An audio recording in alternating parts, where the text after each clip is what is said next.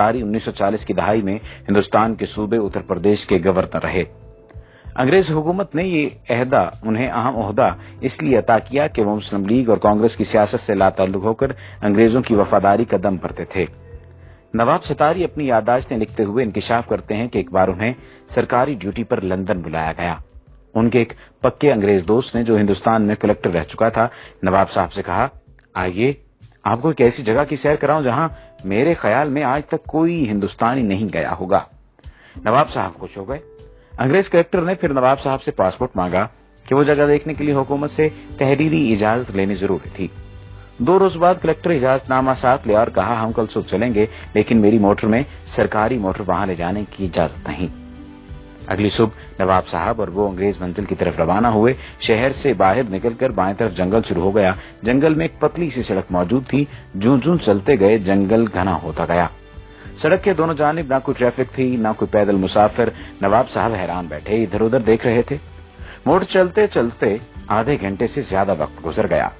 थोड़ी देर बाद एक बहुत बड़ा दरवाजा नजर आया। फिर दूर सामने एक निहायत वसी और अरीज इमारत दिखाई दी। उसके चारों तरफ कांटेदार झाड़ियां और दरख्तों की ऐसी दीवार थी जिसे अबूर करना मुमकिन न था। इमारत के चारों तरफ जबरदस्त फौजी पहरा था। इस इमारत के बाहर फौजियों ने पासपोर्ट और तहरीरी इजाजतनामा गौर से देखा और हुक्म दिया कि अपनी मोटर वहीं छोड़ दें और आगे जो फौजी मोटर खड़ी है उसमें सवार हो जाएं। नवाब साहब और अंग्रेज कलेक्टर पहरेदारों की मोटर में बैठ गए। अब फिर इस पतली सड़क पर सफर शुरू हुआ। वही घना जंगल और दोनों तरफ जंगली दीवारों की, दरख्तों की दीवारें। नवाब साहब घबराने लगे तो अंग्रेज ने कहा, बस मंजिल आने वाली है।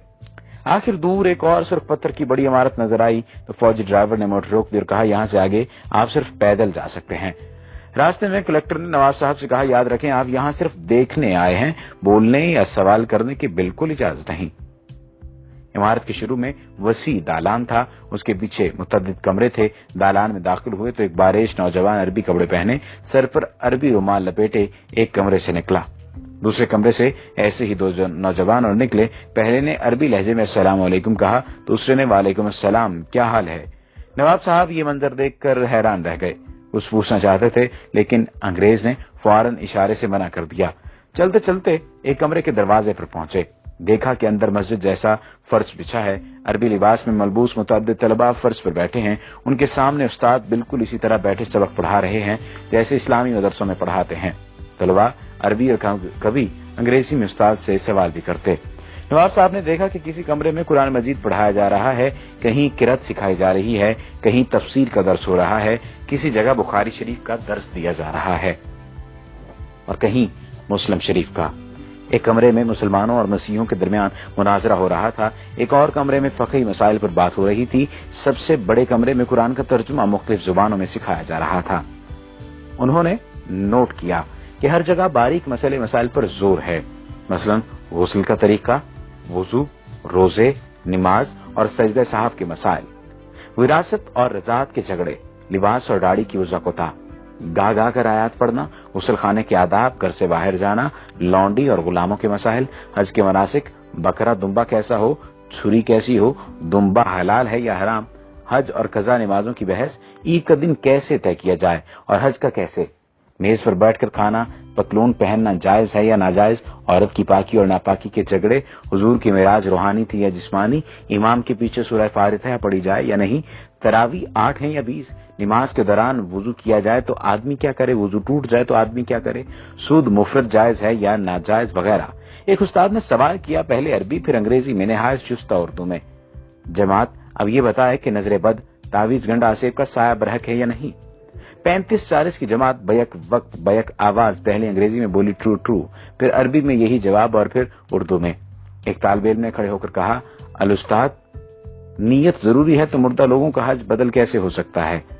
यानी अगर हज के लिए नीयत जरूरी है या किसी भी काम के लिए नीयत जरूरी है तो मुर्दा लोगों का हज बदल कैसे हो सकता है। कुरान तो कहता है हर शख्स अपने अमाल का जिम्मेदार है। उस्ताद बोले, कुरान की बात मत करो, रिवायात, विर्द और इस्तिखारे में मुसलमानों का ईमान पक्का करो, सितारों, हाथ की लकीरों, मुकद्दर और नसीब में उन्हें उलझाओ। ये सब देखकर वो वापस हुए तो नवाब सतारी ने अंग्रेज कलेक्टर से पूछा, इतने अजीम दीनी मदरसे को आपने क्यों छुपा रखा है। अंग्रेज ने कहा, अरे भाई, इन सब में कोई मुसलमान नहीं, ये सब ईसाई हैं। तालीम मुकम्मल होने पर इन्हें मुसलमान मुल्कों खुसूसन मशरक़ वसता, तुर्की, ईरान और हिंदुस्तान भेज दिया जाता है। वहां पहुंचकर ये किसी बड़ी मस्जिद में नमाज पढ़ते हैं, फिर नमाजियों से कहते हैं कि वो यूरोपीय मुसलमान हैं। उन्होंने मिस्र की जामे और अजहर में तालीम पाई है और मुकम्मल आलिम हैं। यूरोप में इतने इस्लामी इदारे मौजूद नहीं कि वो तालीम दे सकें। वो सिर्फ 10 तनख्वाह नहीं चाहते, सिर्फ खाना, सर छुपाने की जगह दरकार है।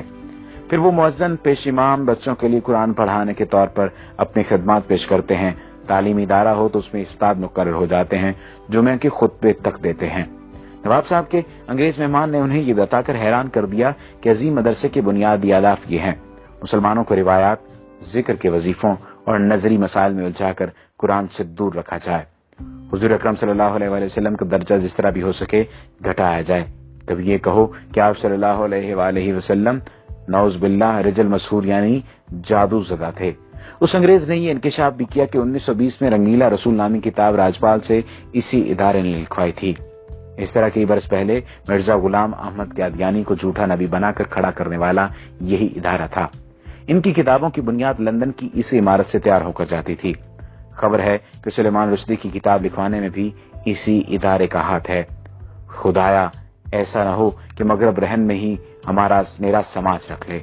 है फितना परवर निजाम आलम तो अपने मुस्लिम की लाज रख ले। अब जंगल की हवेली के एक मकीन से मुलाकात कीजिए। ये वाकया मेरे दोस्त हुसैन अमीर फरहाद के साथ कुवैत में पेश आया।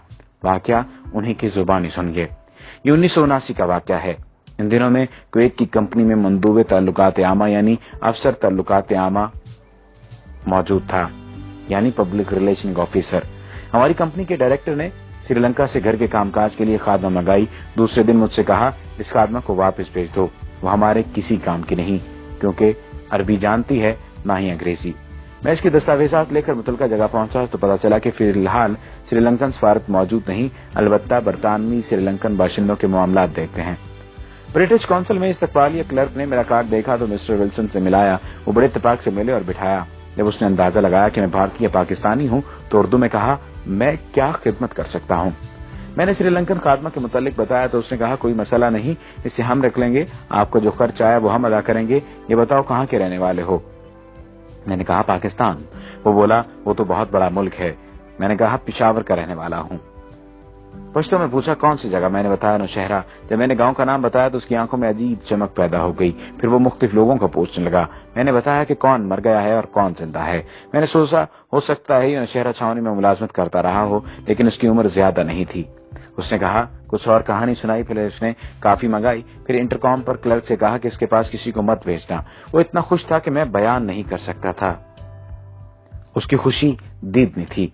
कॉफी के दौरान उसने बताया, मैं आपके गांव मोहल्ला ईसा खेल में 4 साल तक पेश इमाम रहा हूं। मैंने पूछा, क्या आप मुसलमान हैं? वो बोला, मैंने 4 साल तक आपके गांव का नमक खाया है। आपके गांव वालों ने मुझे बड़ी इज्जत दी। मैं आपसे झूठ नहीं बोलूंगा, मैं ईसाई हूं, यानी अहले किताब। उसके बाद मेरा उसके यहाँ आना जाना रहा। वो मुझे अपना हम वतन समझता रहा और तकरीबन मेरा हम उम्र था। तज्जुब की बात यह है कि वो हमारे यहाँ पाकिस्तान बनने के बाद रहा था। एक दिन मैंने पूछा, आप पठानों का खाना कैसा खाते रहे, यानी आपको जायका अजीब नहीं लगता था, कैसे खाते थे आप? वो कहने लगा, आप लोगों का खाना इतना मजेदार होता है कि मैं यहाँ आज भी घर जाते हुए ईरानी तंदूर से रोटी लेकर मोटर में रोटी खाता हूँ। जब मैं कुवैत से पाकिस्तान आ रहा था तो मैंने इससे वही सवाल पूछा जिसे वो हमेशा टालता रहता था। मैंने दरियाफ्त किया, अब तो बता दो कि तुम ईसाई होकर पठानों के गांव में रूखी सूखी क्यों खाते थे और पेश इमाम की खिदमत अंजाम देते रहे, आखिर क्यों? वो काफी देर तक सर झुकाए सोचता रहा। फिर सर उठाकर मेरी आंखों में झांका और कहा, हमें अपने मुल्क के मफादात की खातिर बात औकात बहुत कुछ करना पड़ता है।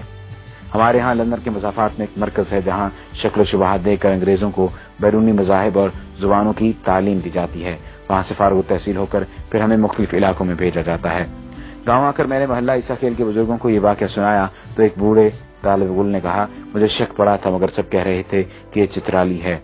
वहाँ अक्सर चित्राली मौलवी पेश इमाम हैं, वो भी गोरे हैं, बिल्कुल अंग्रेजों की तरह। फिर तालिब गुल ने कहा, चलो भाई अब 4 साल की नमाजें लौटाएं जो हमने अंग्रेज के पीछे पढ़ी, खाना खराब हो उसका। जब मैंने जंगल की हवेली के मुतालिक पढ़ा तो मुझे यकीन हो गया कि मिस्टर बैलन जरूर जंगल की हवेली का परवरदा था। ये मजमून 90 की दहाई में उर्दू डाइजेस्ट में शाया हुआ था। यहूद व हनूद की साजिशें बदस्तूर जारी हैं। یہ مضمون اس نیت سے ضروری ترمیم اور اضافے کے ساتھ دوبارہ بھی شائع کیا گیا تاکہ سادہ لوگ مسلمان باخبر رہیں کہ دشمن انہیں کمزور کرنے کے لیے